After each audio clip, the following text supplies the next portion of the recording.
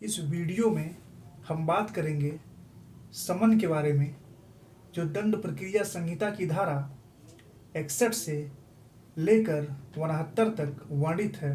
तो चलिए शुरू करते हैं। समन एक प्रकार का आह्वान पत्र या बुलावा पत्र होता है। यह एक तरह का लीगल डॉक्यूमेंट होता है जिसे कोर्ट इशू करता है किसी व्यक्ति को बुलाने के लिए।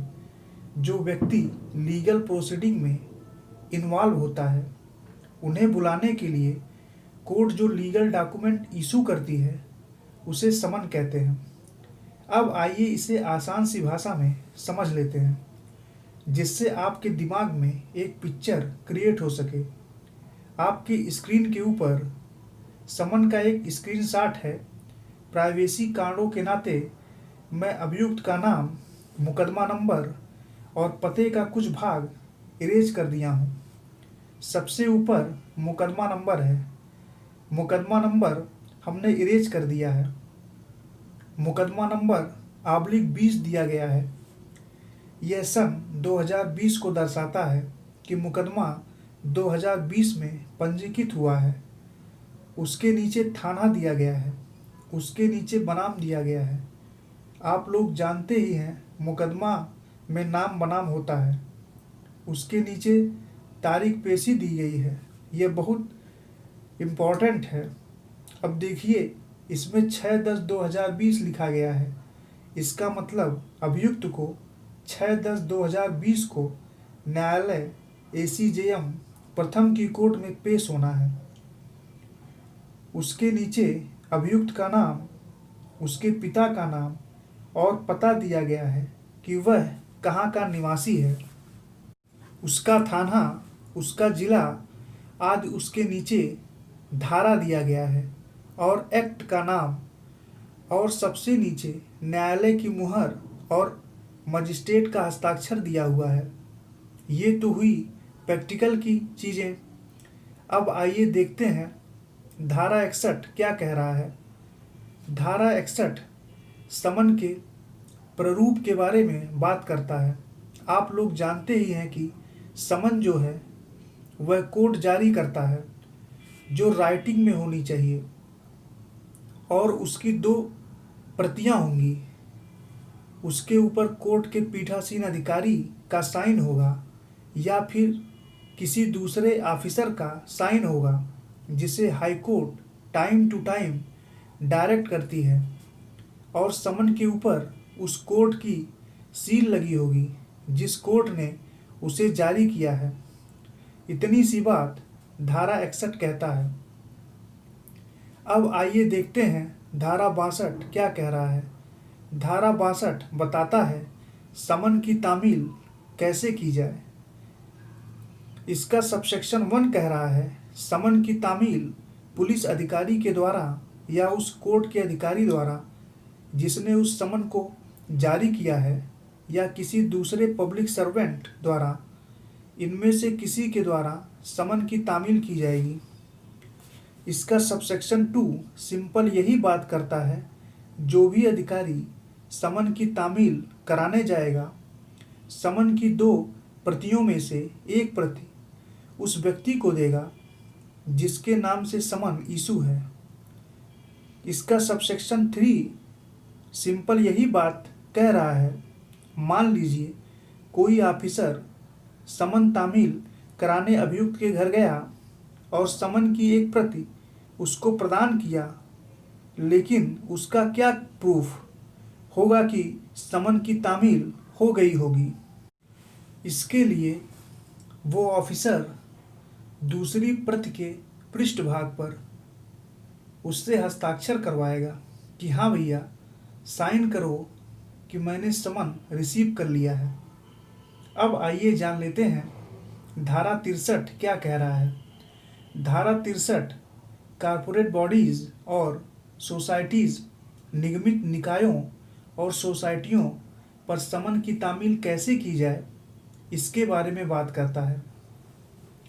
इस धारा के अनुसार किसी निगम के सचिव, स्थानीय प्रबंधक या अन्य प्रधान अधिकारी पर समन की तामील करके स्वयं उस निगम पर उस समन का तामील किया जाना माना जाएगा।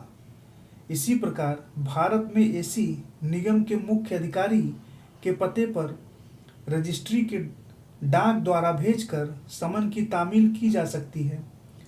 समन पर निगम के उस अधिकारी का नाम और उस निगमित निकाय या सोसाइटी में उसका जो पद है वह लिखा जाएगा। अब आइए जान लेते हैं धारा 64 क्या कह रहा है। धारा 64 सिंपल यही बात कह रहा है। मान लीजिए कोई अधिकारी समन लेकर ए नामक व्यक्ति के घर पर ले गया। अब पता चला ए नामक व्यक्ति घर पर नहीं है, वह कहीं चला गया है। उस दशा में ए के कुटुंब जैसे उसके वयस्क भाई, पिता आदि से समन की तामील कराया जा सकता है। इसमें ध्यान देने योग्य बात यह है, कुटुंब के अंदर नौकर नहीं आता। कुटुंब में स्त्री तो आती है, लेकिन उसको समन नहीं दिया जा सकता। हाँ, अगर घर में उसका कोई वयस्क भाई या पिता है तो उस दशा में समन तामील करने वाला अधिकारी समन की एक प्रति दे देगा और दूसरी प्रति के पृष्ठभाग पर उसके लिए रसीद हस्ताक्षरित करेगा। इतनी सी बात धारा 64 कह रहा है। अब आइए देख लेते हैं धारा 65 क्या कह रहा है। धारा 65 डील करता है जब पूर्व उपबंधित प्रकार से तामील न की जा सके तब प्रक्रिया।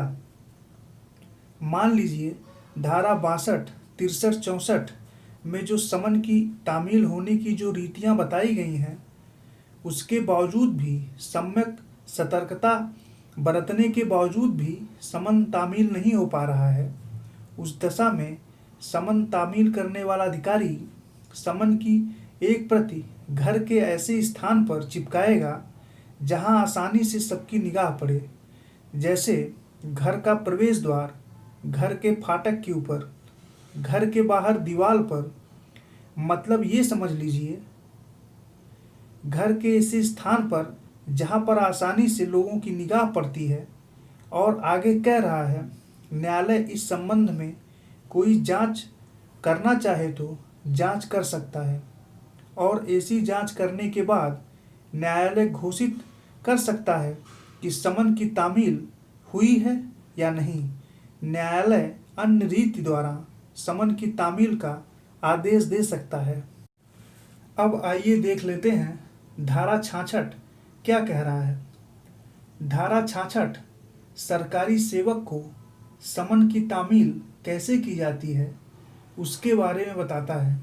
मान लीजिए कोई सरकारी सेवक है, उसको समन की तामील करवानी है, तो उस दशा में न्यायालय समन की 2 प्रतियां उस कार्यालय के प्रधान के पास भेजता है जिसके अधीन वह व्यक्ति नौकरी कर रहा है, और वह जो कार्यालय का प्रधान है समन की तामील धारा 62 में दिए गए रीति से कराएगा।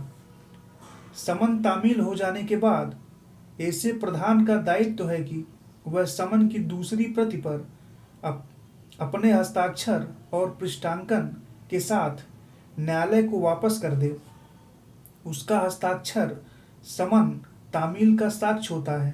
प्रधान अधिकारी यदि समन को तामील नहीं करता तो वह न्यायालय की मानहानि का दोषी है।